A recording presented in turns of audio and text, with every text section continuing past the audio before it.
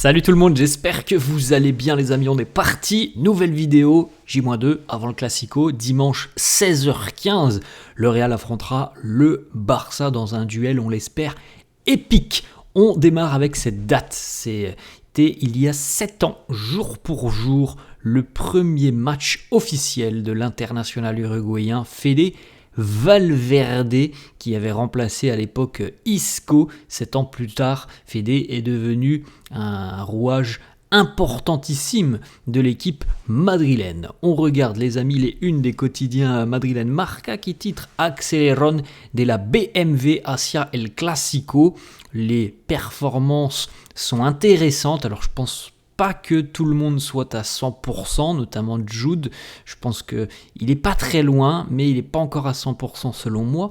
En tout cas, on a quand même des forces en présence côté madrilène, parce que par exemple l'année dernière, on avait quand même certains joueurs qui étaient un petit peu la tête au fond du trou. Là, on a quand même des joueurs qui sont sur la phase ascendante. Donc ça, c'est quand même plutôt positif. Comme je viens de le dire, je ne sais pas si tout le monde est à 100%, parce que je pense, Kylian Mbappé, je pense que lui, il est quand même, depuis le début de saison, assez exceptionnel et il est sur une très bonne phase. Bellingham revient de blessure. Vinicius est un petit peu en dents de scie, mais on va quand même le dire, depuis à peu près 3 semaines, un mois, c'est quand même beaucoup plus l'aspect positif qui ressort des rencontres de Vinicius. Donc c'est quand même plutôt intéressant de retrouver le potentiel offensif du Real avant d'affronter les Blaugrana ce week-end. La une du quotidien AS, c'est le combattant espagnol du UFC. Il y a Topuria qui est en une du quotidien AS. On n'a pas forcément beaucoup d'informations qui concernent le Real, si ce n'est celle-là. Huysen llega a tiempo, on en parlera dans quelques instants. Normalement, le défenseur espagnol va effectuer son retour à l'entraînement aujourd'hui. À noter qu'il n'y avait pas d'entraînement hier, c'était jour de repos et plus grossièrement aussi jour de récupération pour ceux qui ont affronté la Juventus, donc reprise de l'entraînement aujourd'hui côté merengue. On peut jeter un petit coup d'œil les amis, les stats des 8 derniers Clasico. Ce qui est assez fou les amis d'ailleurs, c'est que le Real a remporté les 4 plus lointains, le Barça a remporté les 4 plus récents. Et on se souvient, l'année dernière les amis, on s'est quand même souvent fait gifler par le Barça, on l'a évoqué déjà depuis quelques jours, voire même quelques semaines, et puis on se souvient aussi de celui-là. Le 4-0, il date un petit peu, mais il reste dans cette série des victoires catalanes, là, les 4 victoires consécutives des Blaugrana, donc oui, certainement côté madrilène, on l'espère, en tout cas on le souhaite, cette envie un petit peu de laver les affronts des derniers Clasico. On regarde cette petite photo les amis, justement, ça c'est Vinicius hier sur son jour de repos, avec une petite séance justement de récupération pour Vini, et là vous le voyez, il porte le maillot de son équipe portugaise dont il est propriétaire, le FC Alverca.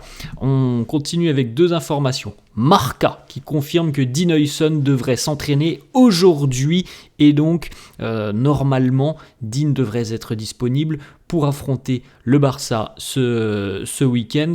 À noter selon Marca que Dean, même s'il ne s'est pas encore entraîné depuis le début de semaine avec le Real, les informations sont quand même plutôt satisfaisante puisqu'il ne ressentirait plus aucune gêne pour le moment. On va espérer que ça dure, donc c'est plutôt positif. Autre information, plusieurs médias annoncent que Trent Alexander-Arnold, Dani Carvajal, Dean Huysen et Dani Ceballos devraient tous être disponibles pour le Clasico. Xabi Alonso devrait donc avoir le dernier mot, évidemment, par rapport à la titularisation ou non de certains éléments sur les 4 joueurs les amis. S'il doit y avoir des titulaires, je pense que les 2 sont ici à gauche, Trent et Dean Huysen, selon moi. C'est mon avis, comme je l'ai déjà évoqué à plusieurs reprises, on est souvent surpris au niveau des compos d'équipe. La logique, selon moi, voudrait que ça soit Trent et Dean Huysen qui soient utilisés ce week-end. Et donc, évidemment, Carvajal et Ceballos sur le banc de touche. Après, la logique, c'est une chose, les amis. Mais encore une fois, ce que je tiens à redire, et je l'ai dit aussi tout au long de la semaine, c'est très bien, c'est très bien. S'ils y sont disponibles, c'est une très bonne chose. Maintenant, on va le redire encore une fois, être disponible, c'est une chose. Être apte à jouer une rencontre comme un classico, c'est autre chose, les amis. Et c'est là véritablement que il y a certainement beaucoup de débats en interne avec Xabi Alonso et son staff, savoir véritablement si un joueur comme Trent, si un joueur comme Dean Huijsen, surtout Trent, parce que ça fait quand même un peu plus longtemps qu'il est absent, savoir si ces deux joueurs sont capables de revenir après quelques semaines d'absence ou quelques jours pour Huijsen et être tout de suite au niveau d'un match comme un classico. C'est ça la question à laquelle pour le moment on ne peut pas répondre, et c'est ça aussi, je pense, le gros casse-tête à l'heure actuelle pour Xabi Alonso. Autre information, on a 3 informations mercato qui concernent Endrick, dont on a parlé je crois hier. Selon ESPN Brésil, la Juventus est une destination plus que possible pour Endrick au mois de janvier. On rappelle encore une fois, sous la forme d'un prêt, le Real n'envisage absolument pas un départ définitif de l'attaquant brésilien. Autre information d'ESPN Brésil, Endrick aurait déjà un petit peu son plan d'action en tête pour le mois de janvier. Déjà, c'est rejoindre une équipe du top 5, enfin des 5 grands championnats européens. Il n'exclut pas la possibilité d'aller au Portugal, mais évidemment, c'est Porto, le Sporting ou le Benfica, il n'y a pas d'autre option pour lui. Il doit jouer dans une équipe, en tout cas, c'est les objectifs qu'il se fixe, c'est être dans une équipe qui participe à la Coupe d'Europe, Ligue des Champions ou Europa League. La conférence, évidemment, c'est exclu. Et il aimerait jouer dans une équipe qui a un style de jeu offensif et si possible une équipe qui se bat, qui lutte pour le titre de champion. Donc voilà les exigences d'Endrick. Alors on peut se dire il a de sacrées exigences pour quelqu'un qui joue jamais du côté du Real Madrid. Oui, mais Endrick c'est quand même quelqu'un qui a la tête sur les épaules depuis qu'il est arrivé au Real Madrid. C'est un gros bosseur, franchement ça on peut pas lui retirer. Maintenant la concurrence, être au Real, c'est quelque chose de vraiment énorme, et c'est certainement aussi pour ça qu'il n'a pas beaucoup de temps de jeu.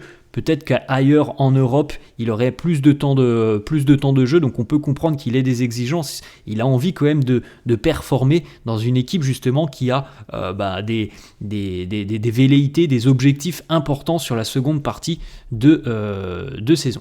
Ensuite, autre information, les amis, en ce qui concerne justement le Real et Endrick, selon Marcos Benito, il y aurait eu une rencontre hier, ce jeudi, entre les dirigeants du Real et l'entourage du jeune Brésilien, où on aurait conclu que l'idée la plus intéressante pour le jeune attaquant serait de rejoindre une équipe en dehors de l'Espagne. Pour son développement, ça serait donc de rejoindre un autre championnat. Donc il n'y en a pas 36, les amis, on les connaît, c'est la France, l'Italie, l'Allemagne, l'Angleterre, peut-être le Portugal comme ça a été évoqué.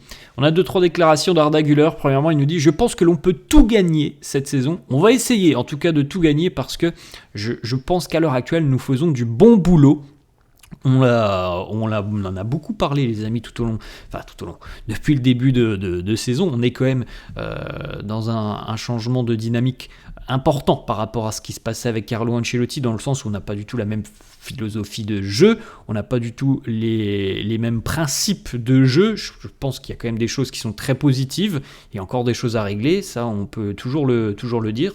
J'ai l'impression que c'est un petit peu toujours les mêmes axes qui peuvent être réglés, toujours ce pressing qui parfois selon moi n'est pas exercé de manière efficace, et aussi cette impression que parfois au milieu de terrain on est transpercé beaucoup trop facilement. Je pense qu'il y a des choses à régler là-dessus. Il y a aussi certainement des aménagements à réaliser dans le domaine offensif par rapport à la création, notamment face au bloc bas. Ensuite, autre déclat d'Arda Güler, jouer avec Bellingham, il nous dit je me sens très bien lorsque je joue avec lui, mais comme avec d'autres, comme Tchouaméni ou Camavinga. Ils sont tous capables de faire de grandes choses. Du côté de l'équipe, nous sommes tous très heureux du retour de Jude.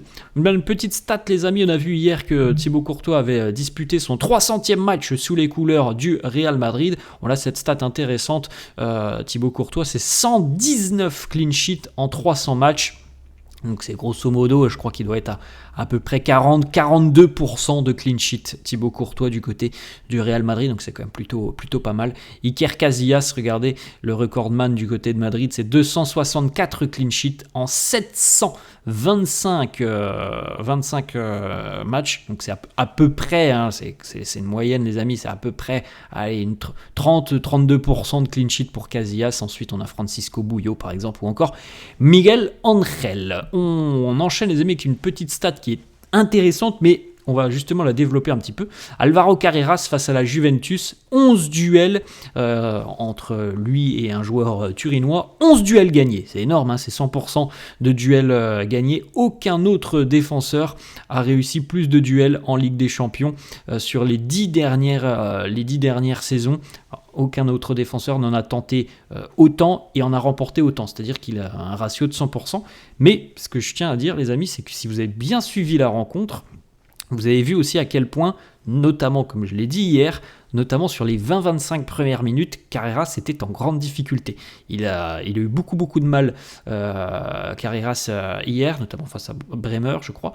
Et surtout, il a laissé des espaces dans son dos. Ça a été vraiment un petit peu beaucoup trop ouvert même sur le côté gauche. Donc comme quoi les statistiques les amis, c'est toujours intéressant pour mettre en perspective un petit peu ce que l'on voit sur une rencontre, mais pas toujours, parce que sincèrement Carreras, même s'il y a eu beaucoup de bonnes choses notamment sur la seconde mi-temps, la première mi-temps et notamment les 20-25 premières minutes sont très difficiles et il a beaucoup mis en danger le Real hier. Donc vous voyez, parfois les amis, les stats, c'est intéressant, ça apporte un petit plus, mais il faut aussi quand même être conscient de ce qui se passe sur le terrain. On a 2-3 petites déclarations du côté de Barcelone, évidemment, bon, la pression est en train de monter les amis, et on a notamment un streamer qui pose des questions à Lamine Yamal, Iba Ilianos, je ne connais pas du tout le streamer, mais il nous dit: est-ce que le Real Madrid vole? Réponse de Lamine: oui, ils volent, ils se plaignent tout le temps, c'est tout ce qu'ils savent, faire. On a une déclaration de Marc Bernal au micro de Barça TV, il nous dit: on n'a pas peur d'affronter le Real Madrid, on va aller au Bernabéu pour gagner. Bon, de toute façon, les amis, que ce soit le Barça qui se déplace ou le Real qui se déplace, il n'y a aucun des deux qui a peur d'aller affronter son voisin. On sait que c'est un match à part dans une saison, mais évidemment que les Blaugrana, ils viennent à Madrid pour gagner. Hein, ça, il n'y a pas trop de doute là-dessus. Ils sont quand même s'ils sont peut-être pas sur le niveau étincelant de la saison dernière, ils sont quand même très costauds, hein, les Blaugrana depuis le début d'année, donc évidemment qu'ils viennent avec de légitimes ambitions. Déclaration aussi de Marcus Rashford qui nous dit: le Real, c'est une équipe très solide avec un entraîneur exceptionnel, ils sont en grande forme. Je ne suis pas surpris parce qu'ils ont de grands joueurs, je m'attends à un match difficile mais à un match très excitant. On va essayer évidemment d'aller là-bas pour chercher cette victoire, ça ne sera pas simple, mais nous sommes tous prêts pour ce challenge. Si nous jouons comme nous l'avons prévu, ça sera une très grande journée pour nous. Voilà, on sent quand même de la confiance, hein, côté Blaugrana, on est sûr de ses forces. Voilà les amis, la fin de cette vidéo, j'espère que ça vous a plu. N'hésitez pas comme d'hab à lâcher un petit pouce bleu, n'hésitez pas non plus à vous abonner à la chaîne. Je vous souhaite une très bonne journée, je vous dis à demain. Ciao.